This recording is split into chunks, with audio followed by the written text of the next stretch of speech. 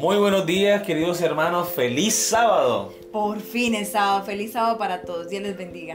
Estamos aquí para compartir el repaso de lección con cada uno de ustedes.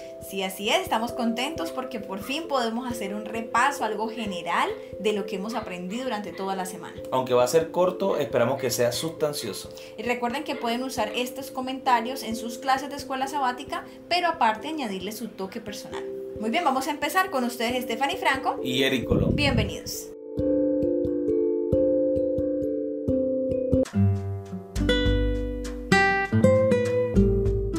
Muy bien, iniciamos. Idiomas, texto y contexto. La lección número 7 para el sábado 16 de mayo. Aunque durante un tiempo Dios permitió que su palabra sufriese una intensa persecución, tal cual está en Apocalipsis capítulo 11, en el tiempo del fin, nuestro tiempo, Dios ha permitido que la Biblia pueda ser leída por el 95% de la tierra.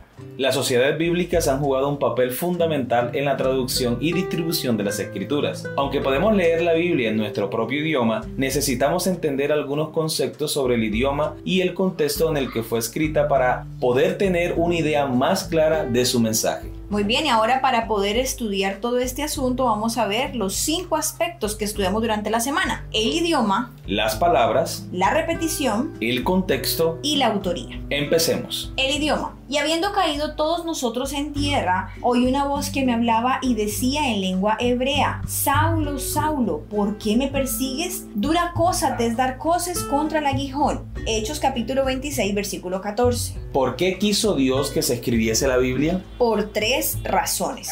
Primero, para dar testimonio de su obra en la historia. Para dar a conocer su plan de salvación. Y para enseñarnos a actuar con justicia. Dios eligió un pueblo y les comunicó la verdad en su idioma, el hebreo. Los libros escritos a partir del exilio babilónico incluyen algunas partes en arameo, el idioma universal de la época. En el Nuevo Testamento, sin embargo, fue escrito en griego común, el idioma que todo el mundo podía entender en ese momento. En la actualidad podemos leer la Biblia en traducciones que nos permiten apreciarla y, principalmente, obedecer lo que enseña. Muy bien, pasamos al siguiente aspecto, las palabras. Porque mejor es tu misericordia que la vida, mis labios te alabarán. Salmo 63, versículo 3. Como en cualquier otro idioma, hay palabras en hebreo y griego que tienen diversos significados o que transmiten ideas muy diversas. Por ejemplo, bien, la palabra chesed puede significar gracia, bondad, amabilidad, misericordia, piedad,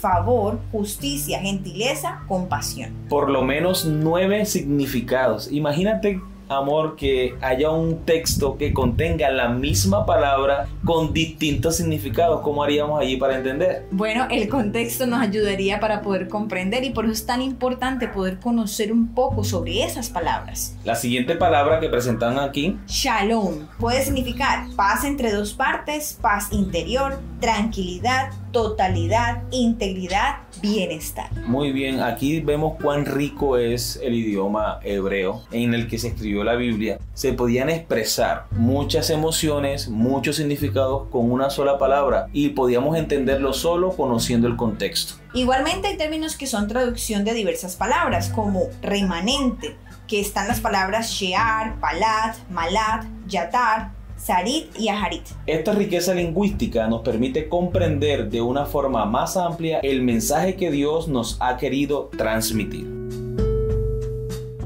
Siguiente aspecto, la repetición. Génesis capítulo 1, versículo 27. Y creó Dios al hombre a su imagen de Dios lo creó, varón y hembra los creó. Podemos enfatizar una idea usando signos de exclamación, subrayando o colocando las palabras en negrita o cursiva. Sin embargo, en el hebreo bíblico no existen esas posibilidades. Los autores bíblicos usan otras formas de énfasis para acentuar una idea. Una de ellas es la repetición de una palabra como creó, como lo vimos en el versículo, o también la palabra santo. Cuando se quiere enfatizar una cualidad divina, las palabras se repiten 3 veces, como lo vemos en Génesis capítulo 1, versículo 27, Isaías capítulo 6, versículo 3, o Jeremías capítulo 7, versículo 4. Esto me hace recordar, mi amor, cuando Jesús hablaba para exaltar un mandamiento o para transmitir un mensaje muy importante. Él decía, de cierto digo, haciendo énfasis marcado que lo que va a decir hay que cumplirlo porque Dios lo ha mandado así.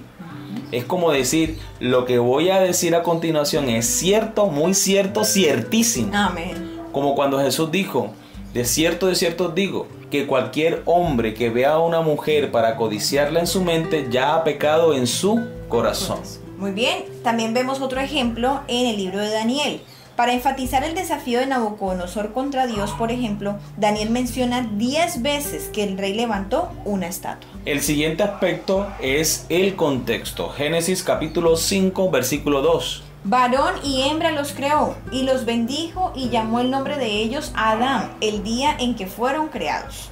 Debemos entender el significado de las palabras en sí, pero también su uso en el contexto del libro o del momento histórico concreto. Un ejemplo de esto es el uso de la palabra hebrea Adán, que se puede traducir como el nombre propio de Adán. Génesis capítulo 5, versículo 3, comparado con Génesis capítulo 2, versículo 23. O como humanidad. Génesis capítulo 5, versículo 2, comparado con Génesis capítulo 1, versículo 27. El contexto nos ayuda a interpretar correctamente el mensaje de cada versículo. Muy bien, vamos a ver un ejemplo. Según el contexto de Romanos capítulo 5, versículo 14, ¿cómo deberíamos interpretar el uso que da Pablo a la palabra Adán en este texto? Romanos capítulo 5, versículo 14. No obstante, reinó la muerte desde Adán hasta Moisés, aun en los que no pecaron a la manera de la transgresión de Adán, el cual es figura del que había de venir. Mira que aquí está utilizando la última parte del versículo, es figura, o sea, Adán es figura. Adán es figura del que había de venir, es decir, refiriéndose a Cristo Jesús. En este caso, Adán es un tipo de Jesús. En la Biblia se presentan muchos casos donde personajes bíblicos, incluso animales o cosas inanimadas como las piedras o las rocas, se convierten en tipos o son figuras de Cristo Jesús. Un ejemplo de ello puede ser cuando Jesús va al Jordán para ser bautizado por Juan el Bautista. Cuando Juan lo ve, ¿qué dice? Este es el Cordero de Dios que quita el pecado del mundo. Refiriéndose al Cordero que era sacrificado en el santuario para la expiación de los pecados. Y no era que los corderos fueran Jesús, simplemente eran tipos de Jesús. Como dice el versículo de Romanos 5:14, eran figuras de lo que había de venir. Simplemente estaban representando a Cristo Jesús. Otro ejemplo podríamos mencionar otro tipo de Jesús en el Antiguo Testamento, Isaac, cuando Dios le pidió a Abraham que sacrificara a su hijo. Es lo mismo que encontramos en Juan capítulo 3, versículo 16. Porque de tal manera amó Dios al mundo que entregó a su hijo unigénito. También encontramos otro tipo de Jesús en José. Encontramos un tipo de Jesús en Jonás, que pasó 3 noches en el vientre del gran pez, de igual modo como Jesús pasó 3 días en la tumba. De esta manera se cumple el tipo y el antitipo con la vida de Jonás o con la experiencia que tuvo Jonás. Muy bien, súper importante tener en cuenta esos aspectos. Vamos al último aspecto de la lección, la autoría. Las palabras de Amós, que fue uno de los pastores de Tecoa, que profetizó acerca de Israel en días de Usías, rey de Judá, y en días de Jeroboam, hijo de Joás, rey de Israel, 2 años antes del terremoto. Amós 1:1. Conocer la autoría y el estilo en el que fueron escritos los diversos libros de la Biblia nos ayuda a comprender mejor su mensaje. Generalmente conocemos perfectamente quién escribió un libro e incluso la fecha en que se escribió, como ocurre con Amós. En otras ocasiones, podemos obtener esta información de la tradición judeocristiana. En algunas ocasiones, el momento histórico también es importante. Por ejemplo, no podemos entender correctamente el Éxodo si no hemos leído antes la historia registrada previamente en Génesis. Por otro lado, no podemos leer o interpretar de igual forma un libro poético, histórico, profético o epistolar. Sabemos que la Biblia fue escrita por diversos autores en distintas épocas y con diferentes estilos. Compartiremos ahora con ustedes una parte del libro del conflicto de los siglos, página 10.